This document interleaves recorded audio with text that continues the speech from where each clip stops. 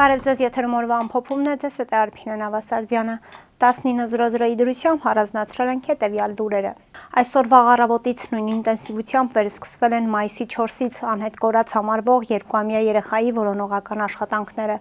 Ներքին գործերի նախարարությունից տեղեկացնում են, որ որոնողական աշխատանքներին ներգրաված են մեծաթիվ ուժեր փրկարար ծառայությունից եւ ոստիկանությունից։ Անդրադառնալով երեխայի պապիկի հեռախոսահամարին ստացված զանգին, երբ երեխայի լացի ձայն են միացրել ու անջատել, ՆԳՆ մամուլի քարտուղարը նշել է, որ ճշտվել է ահազանգողի ինքնությունը։ Երեխայի կորելու դեպքի հետ զանգը որևէ առնչություն չունի։ Զանգեր եղել են, ճիշտ է։ Եղել են, որ ասել են օրինակ երկու անգամ տվու զանգել են, ասում են հենց միացրին, երեխու լաց եկավ, ձայնը ու անջատեցին։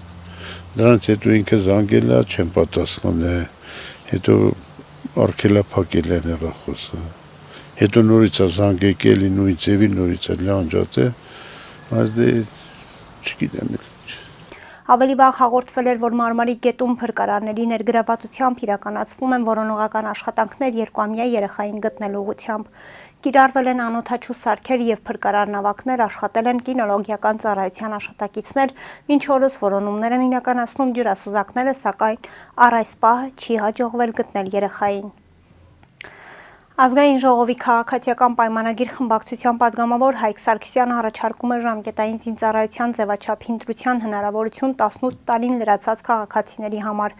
Մինչև 18 տարեկան արարական սեռի քաղաքացիների համար Հայաստանի Հանրապետության քաղաքացիությունը փոխելու համար բազային տուրքը դարձնել 15 միլիոն դրամ։ Սա այն գումարն է, որը գործող կարգավորումներով 27 տարին լրացած եւ պարտադիր զինվորական ծառայությունից խուսափած քաղաքացիները այսօր էլ կարողանում են վճարել եւ ազատվել քրեական պատասխանատվությունից։ Նրա խոսքով ժամկետային զինծառայողները կարող են ընտրել հետևյալ 3 տարբերակներից որևէ մեկը։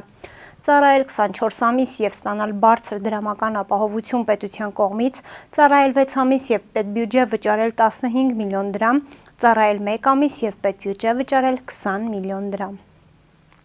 Հոկտեմբերի 27-ի ահաբեկչության գործից անջատված մասի շրջանակներում քննչական կոմիտեում վկայի կարգավիճակով հարցաքննվել է ազգային ժողովրդավարական բևեռի խորհրդի անդամ Ժիրայր Սեֆիլյանը։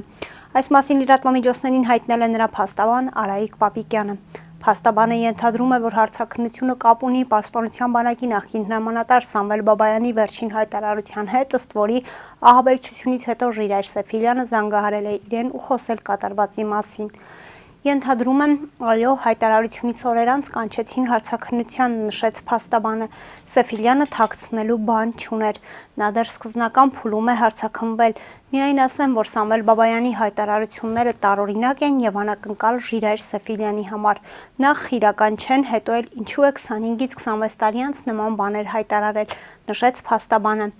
Հիշեցնենք, որ Սամվել Բաբայանը հայտարարել էր, որ հոկտեմբերի 27-ից հետո Ժիրայր Սեֆիլյանը զանգահարել է իրեն ու խոսել ահաբեկչության մասին։ Այս մասին կան նաև բազմաթիվ ցուցմունքներ։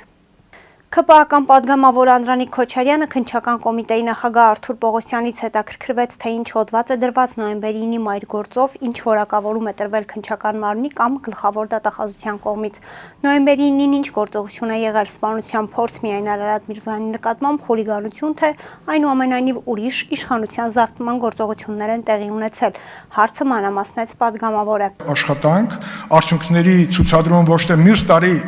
նոր զեկույցի շրջանակում, այլ դուք պետք է առիթ գտնեք, հանրությանը տեղյակ տայեք, որ այսօր, ոնց որ ասեցիք Արարատ Միրզոյանի հարցում 10 հոգի սպանության փորձով բանկանեն, կալանավորված կլինեն։ Այ պետք է մեզ ցույց տաք, որ այդ 10-ից բացի եղել է իշխանության խնդիր։ Սահմանական կարգի փոփոխության տեսքով։ Շնորհակալություն։ Կա Արարատ Միրզոյանի վերաբերյալ սպանության փորձի վարույթ, նաև ձեր մատնանշած հոդվածներով է նախաձեռնված վարույթ, այսինքն ոչ միայն սպանություն, սպանության փորձ եւ այլն, այլ նաև հենց ձեր մատնանշած հոդվածներով է նախատեսված սահմանադրական կարգի եւ հիմունքների դեմ ուղղված հանցագործությունների ոլորտով, ասաց քննչական կոմիտեի նախագահը։ Նրա խոսքով քրեական վարույթներով քննչական կոմիտեն ակտիվ գործողություններ է իրականացնում։ Նոյեմբերի 9-ի 10-ի տեղի ունեցած իրադարձությունների հետ կապված այս շաբաթ էլ եւ ամեն շաբաթ արդյունքը տեսանելի կլինի հանրությանը։ Մենք դրա հետ կապված պարբերաբար հաղորդագրություններ կտարածենք, որպիսի մինչև դատարան ուղարկելը հասկանան, թե քննչական կոմիտեն ինչ ծավալի աշխատանք է կատարում։ Հավաստիացնում եմ ձեզ, այդ աշխատանքը ամենօրյա է, շեշտեց Պողոսյանը։ Ընդդիմադիր Հայաստան խմբակցության պատգամավոր Աննա Գրիգորյանն էլ Արթուր Պողոսյանից հետաքրքրվեց, թե ինչու առ այսօր որևէ անձ Անիֆի գործով ներգրաված չէ որպես մեղադրյալ։ Երկրորդ հարցը տխրահռչակ Անիֆի մասին պետք է հնչեցնեմ։ Ձեր բարույթում է մոտ 3 տարի,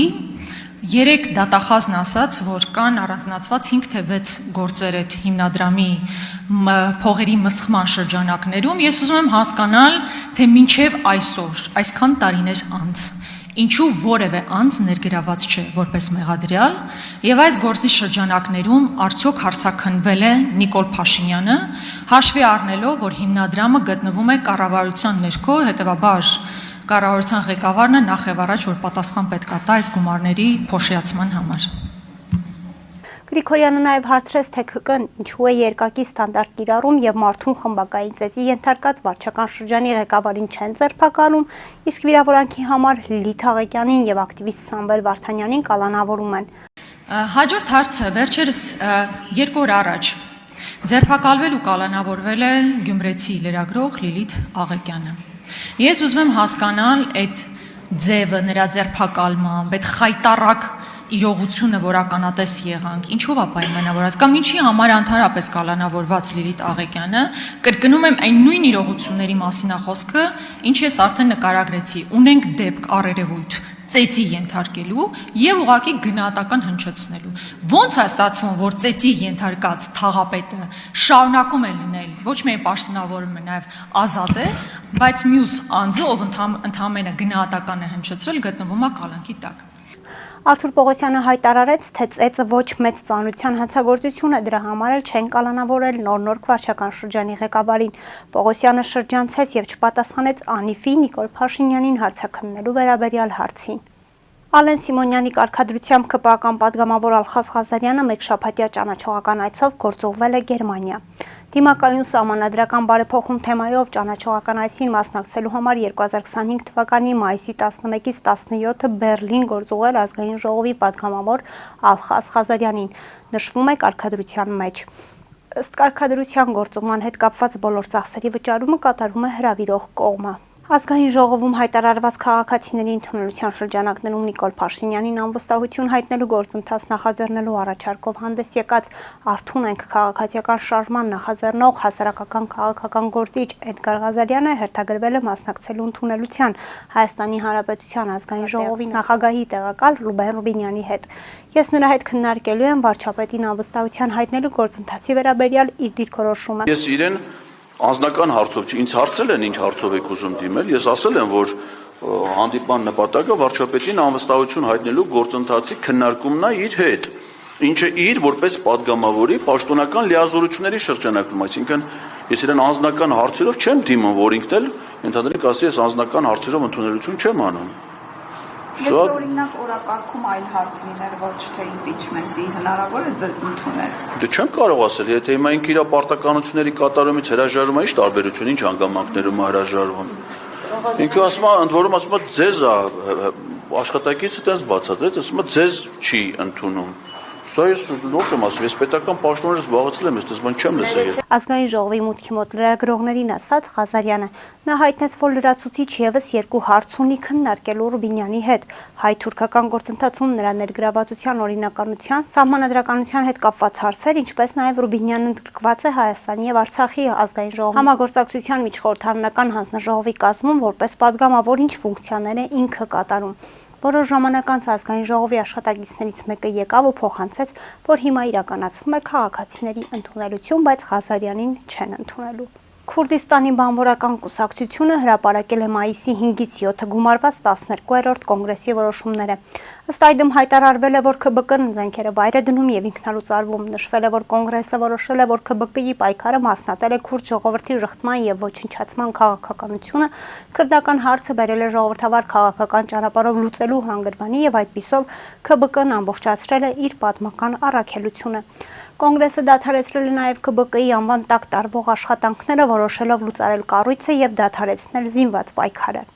Այսօր մայիսի 12-ին ավտովթար է տեղի ունեցել Կոտայքի մարզում ժամը 11:00-ի սահմաններում Գառնի գյուղի սկզբնամասում ճակատ-ճակատի բախվել են Սուզուկի եւ Օպել Մագնիշի ավտոմեքենաները։ Մայիսի 12-ն է Կոտայքի մարզ։ Գառնի գյուղի սկզբնամասում բախվել են Սուզուկի եւ Օպել Մակրիշի ավտոմեքենաներ։ Վթարի հետևանքով 3 հոգի, որոնց առաջինը օգնության են ասել քաղաքացիները, եւս քաղաքացիների հայտնածի օպերատիվորեն ժամանած Գառնու ամբուլատոր կենտրոնի, բժշկական ամբուլատոր կենտրոնի շտաբօգնության բժիշկների հերթապահ տեղափոխվել են Երևանի Գրիգոր Լուսավորիչ բժշկական կենտրոն։ Շտաբօգնության բժիշկները վիրավորներին մինչև հիվանդանոց տեղափոխելը տեղում առաջին բուժօգնությունն են ցուցաբերել։ Վթարի փաստով քննչական բաժնում նախաձեռնվել է քրեական վարույթ, որտեղ էլ պարզվում են վարորդների եւ վիրավորների ինքնությունը։ Ֆոտոլրագրողի տեղեկություններով վիրավորները ընտանիքի անդամներ են։ Շամշյան-Քոմի փոխանցմամբ մայիսի 11-ին խոշոր ավտովթար է տեղի ունեցել Արագածոտնի մարզում ժամը 17:50-ի սահմաններում Արմավիր Արտենի ավտոճանապարհին Mercedes Մակնիշի ավտոմեքենան դուրս է եկել ճանապարհի երթևեկելի գոտուց, բախվել բետոնասյանը, կոտրել այն, այնուհետև բախվել քարերին եւ մի քանի պտույտ շրջվելով հայտնվել դաշտում։ Վթարի հետևանքով 2 հոգի մարմնական վնասվածքներով տեղափոխվել են Թալին բժշկական կենտրոն։ Վթարի փաստով Թալինի քննչական բաժնում նախաձեռնվել է քրեական վարույթ, որտեղ էլ պարզվում են վարորդի եւ վիրավորների ինքնությունը։ Կհանդիպենք վաղը, առողջ եղեք։